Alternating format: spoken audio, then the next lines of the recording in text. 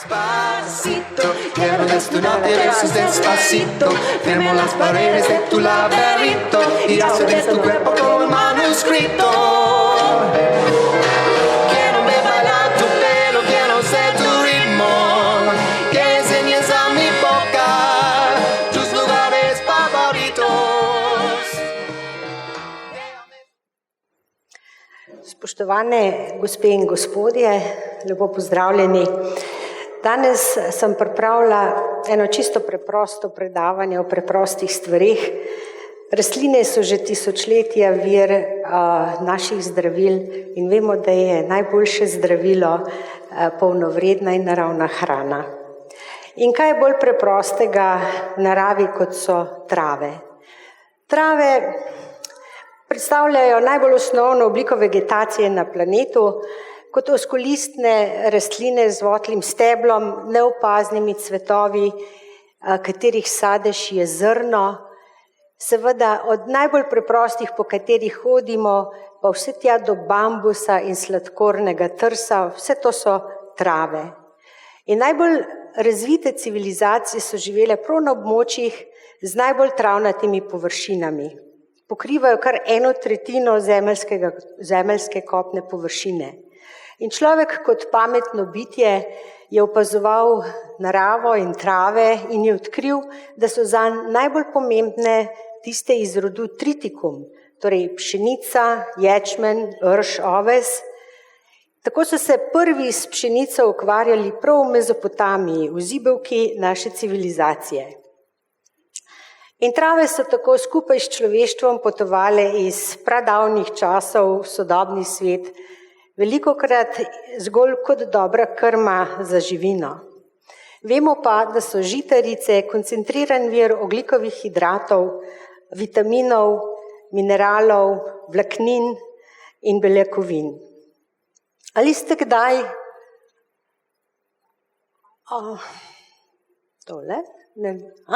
Ste kdaj opazovali muco, kako se pase v travi? Ali pa psa, kako grizlja travne bilke? Da ne govorimo seveda o kravah, pa bizonih in konjih, o teh čudovitih bitjih. Odkot jim ta moč in lepota in mogočnost? Živali nič ne vedo o tem, kakšni vitamini so v travah in kakšni minerali. Hranilno vrednost krme določajo kar instinktivno, z okusom in vohom in vemo, da si najraje privoščijo mlade trave. Ljudje so lahko samo opazovali, vse do konca 19. stoletja so lahko opazovali samo to, da pač živali najraje imajo mlade trave. Leto 1930 pa je bilo prelomno leto. Pojavile so se prve raziskave, ki so mlade žitne trave označile za popolna živila. In vodilno vlogo pri tem je imel gospod Charles Schnabel, ki bil je specializiran za živilsko krmo in raziskovanje beljakovin in se je vse življenje ukvarjal s skrivnostjo pšenične trave.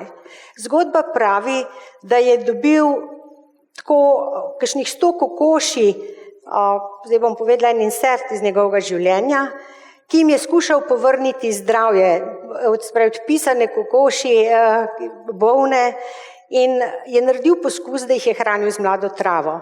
Preživele so vse in še več, postale so nadpovprečno plodne in tudi vsi piščančki so bili zdravi. Poskus je bil uspešen in je prestal tudi poizkus ponovitve in kontrolne skupine, ki je bila, se pravi, kokoši, ki so bile tradicionalno hranjene in so bile manj produktivne. Ko je raziskoval, kaj je v travah, da je tako koristno za živali, da jih je vse pozdravil, je to imenoval faktor soka trave. Morate vedeti, da je takrat bila sicer ekspanzija novih stvari v medicini in nasploh v tehniki, ampak prav vseh mineralov, vitaminov in vsega niso znali določiti še in ker tega ni poznal, je pač to tako poimenoval. Zelo dobro je povezal tudi, kdaj je treba travo požeti, da bo imela najvišjo hranilno vrednost. Tako je postavil teorijo faze elongacije, se pravi, ko je rastlinca požene tja do prvega lista, se najbolj obogati in najbolj kopiči svoja hranila. In maksimalno vrednost doseže takrat, ko je v tako imenovani vegetativni fazi, ko je kakšnih 20 cm visoka. Takrat je preračunal, da ima 40% beljakovin trava, če vemo, da jih ima meso samo 17%. Zelo rad je računal tale gospod in je ugotovil, da ima 7 kg mlade pšenične trave takšno hranilno vrednost, kot jo ima 160 kg navadne vrtne zelenjave.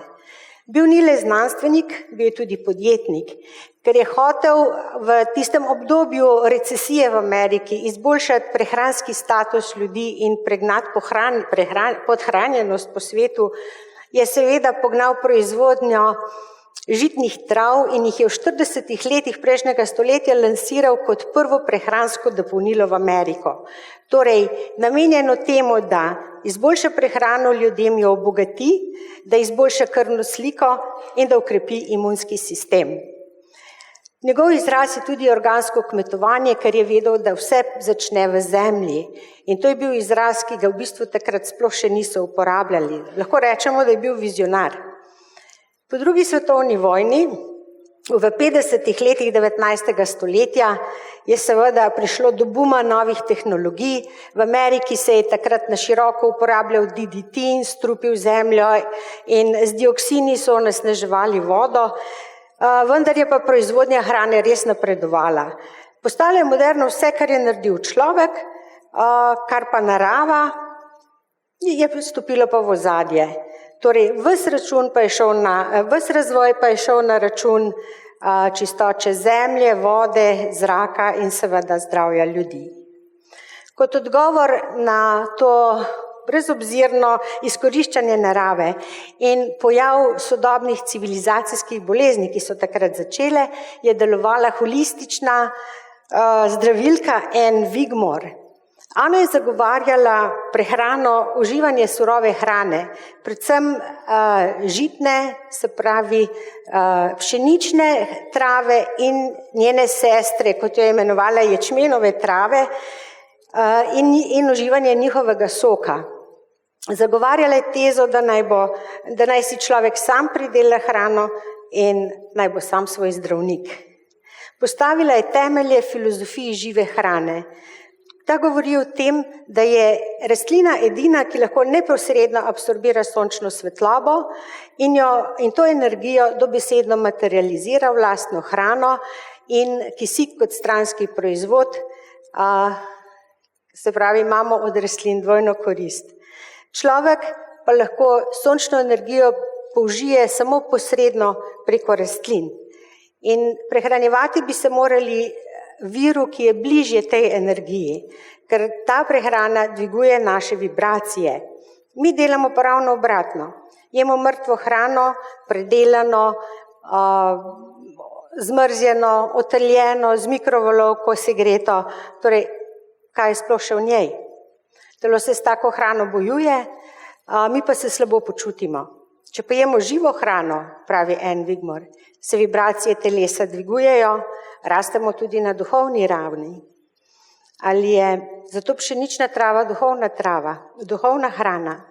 Jaz odgovora nimam. Vsekakor pa človeka povrne v harmonijo in ga v ravnovesij. Anne Wigmore je bila zelo uspešna. 1958 je ustanovila v Bostonu Hipokratov inštitut in je po Hipokratovem načelu naj bo hrana tvoje zdravilo in zdravilo naj bo hrana, pomagala številnim bolnim, tudi estradnikom. Bila je zelo popularna. Torej, zdravila je pšenično in ječmenovo travo. Popularizirala se je z odkritjem, da pšenične trave pomagajo pri eliminaciji tumorske rasti in izboljšajo številne zdravstvene težave. Po zapisanih pričevanjih znižujejo krvni tlak, holesterol, debelost, krvni sladkor, izboljšajo slabokrvnost, utrujenost, premenstrualni sindrom, zmanjšajo artritis in različna druga vnetja, gastritis, preženejo zaprtje, hemoroide, pomagajo pri celjenju ran in izboljšajo telesni vonj in zadah. Napisala je 25 knjig in ima še danes posnemovalce. Inštituti, ki delujejo po njenih principih, so še zmeraj živi.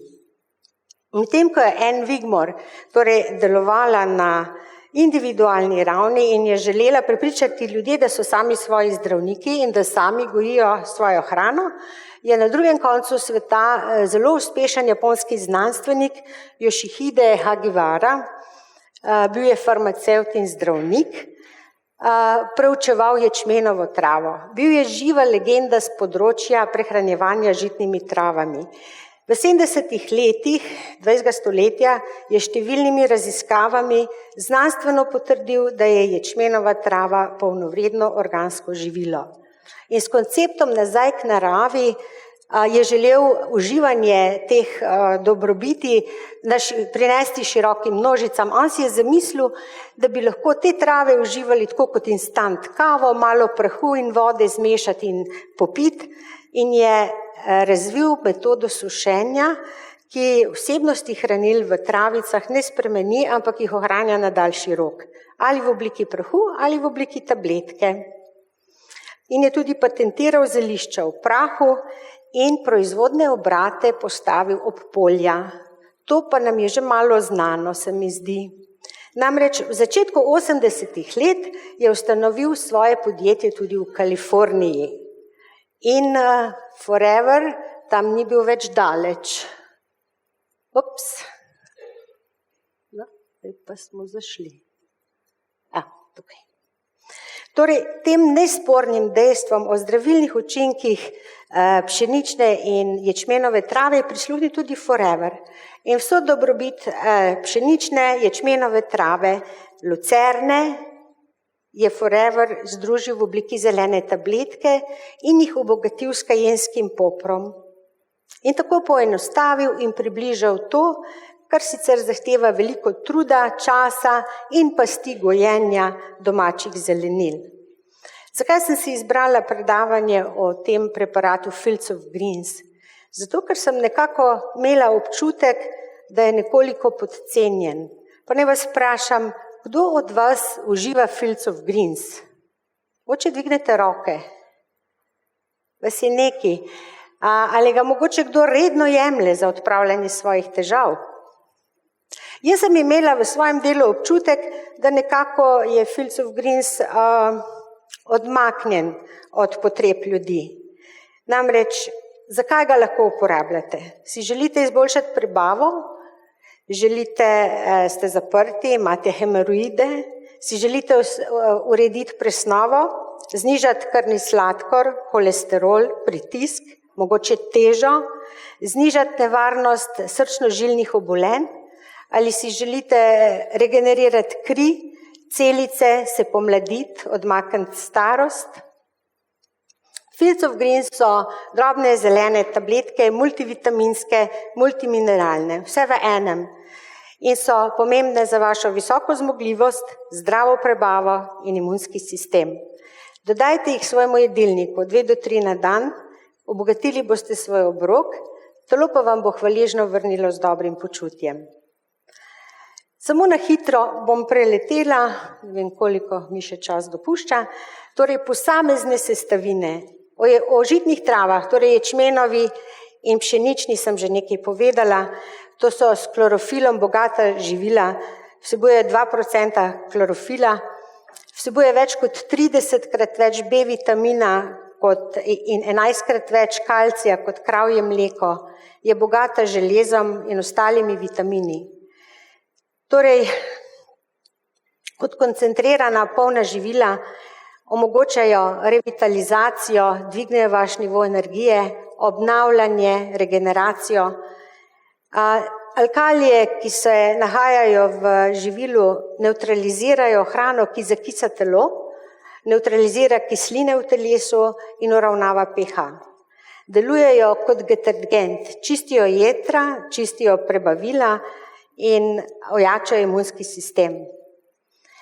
Dodana je lucerna, ki ima še višjo hranilno vrednost. Vsebuje celo 3% klorofila v svojih listih in več, ko ga ima, temnejši so listi. Torej,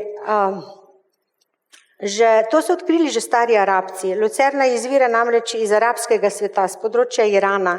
Arabci so bili zelo ponosni konjeniki in so ugotovili, da njihovi konji, ki uživajo lucerno, so veliko bolj živahni in vitalni in zdržljivejši. In so jo tudi sami uživali, so posnemali živali.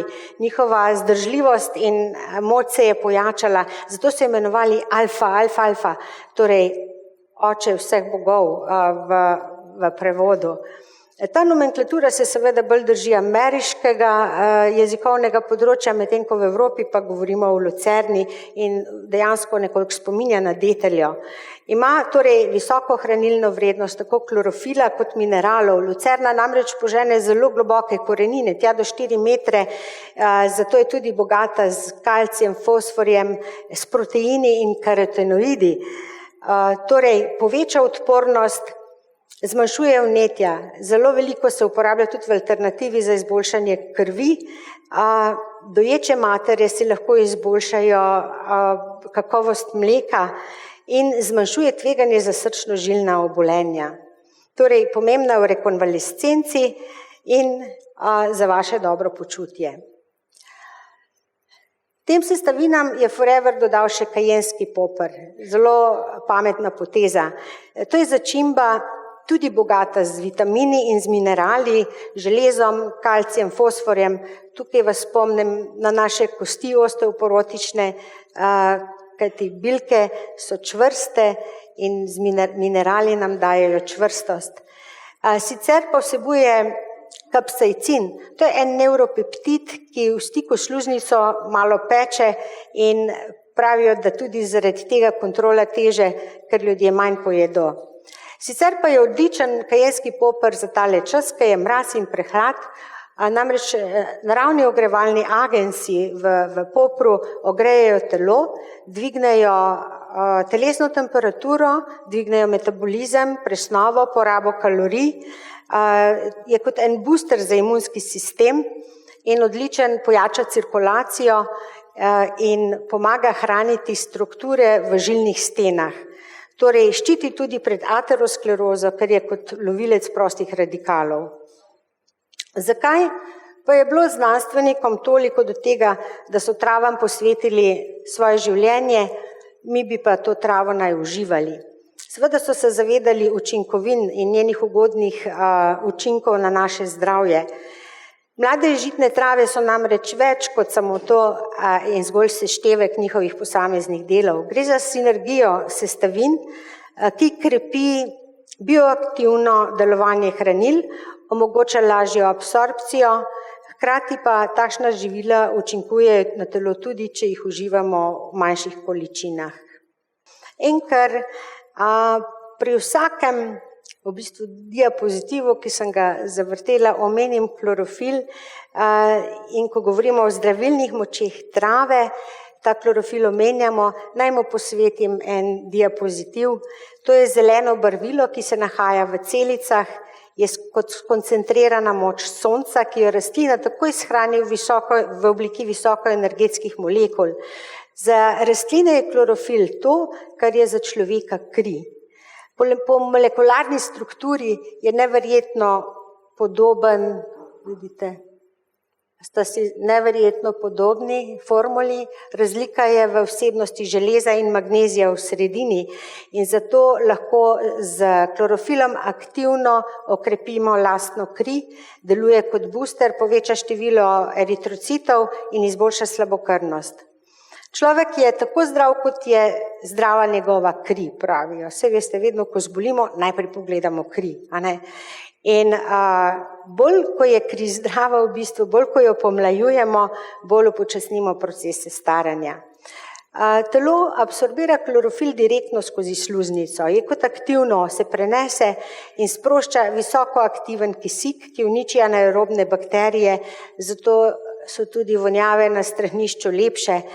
Je pa splošni antiseptik, pomaga pri celjenju vseh vrst ran in je tako dodan tudi številnim vodicam za zobe, za dlesni, namreč okrepi dlesni okrog zob, zavira parodontozo in odpravlja slab zadah. In še tretja stvar, po čem si jo zapomnim, je zadosti, je odličen naravni detoksikator, se pravi razstropljevalec naših jeter in prebavil. Še ena stvar, vlaknine. Vlaknine kot balastne snovi so nepogrešljive za zdravo funkcijo prebavil in presnove in vitalnega pomena pri dietah, kjer želite shujšati. V bistvu gre za kompleksne ogljikove hidrate, ki so neprebavljivi in brez kalorične vrednosti in najboljše vlaknine so tiste, ki predstavljajo hrano za mikrobioto, za bakterije v črevesju, govorimo o prebiotikih. Priporočena vrednost na dan je 30 gramov, uspemo jo z našo prehrano nekako 15 gramov pridobiti, medtem ko je človek v davnini zaužil tudi do 130 gramov vlaknin, torej je 30 gramov še relativno malo, kar se priporoča. Največ pa jih najdemo v polnozrnatem kruhu, 8,5 grama na 100 gramov kruha, v listnati zelenjavi 2 do 3 grame, edino leča, ta vsebuje res 30 gramov balastnih snovi na 100 gramov. Torej, lahko jih delimo na različne načine, najbolj razširjena je delitev na topne in netopne vlaknine. Topne so recimo pektini, inulini, beta-glukani, vse to se nahaja v naši vsakdanji hrani. Pomembne so, ker dajejo občutek sitosti in upočasnijo absorpcijo iz želodca in delujejo kot prebiotik. Netopne vlaknine kot celuloza in lignin pa so pomembne predvsem, ker povečajo količino blata in skrajšajo prehod skozi črevo. Torej, vplivajo na čas kontaktnosti raznih strupov v črevesni vsebini z sluznico. Vemo, da hitrejši prehod skozi črevo varuje sluznico tako pred vnetji, pred prepustnostjo, kot tudi pred kontaktnimi kancerogeni. Torej, 3 stvari, ki si jih lahko o vlakninah zapomnimo. Želodec upočasni praznjenje želodca, daje občutek sitosti in skozi to uravnavanje teže, lažje shujšamo. Hitrejši prehod skozi črevesje nas zaščiti črevesno sluznico in pa pomagajo metabolno urediti krvni sladkor, zlasti po obroku in pa znižujejo holesterol. Skozi to znižuje tveganje za srčno-žilna obolenja kar do 50%. In da končam z stavkom naše Anne Wigmore, torej hrana, ki jo uživaš, je lahko najbolj varna in najmočnejša oblika zdravila ali pa najpočasnejša oblika strupa. In mislim, da so nasveti starih mam, ki so nam dajale, da moramo jesti sadje in zelenjavo za zdravje, da so se pokrili z nasveti in spoznanji sodobnih nutricionistov. Ne glede na to, ali želite shujšati, vzdrževati težo, zmanjšati možnost kardiovaskularnih bolezni, je listnata zelenjava idealna, tipično nizkokalorična, nima maščob, vlaknin pa je v obilju. In Forever je tukaj sigurno v pomoč z najbolj enostavno obliko tabletke. Hvala lepa za pozornost. Despacito, quiero respirar tu cuello despacito, deja que te diga cosas al oído, para que te acuerdes.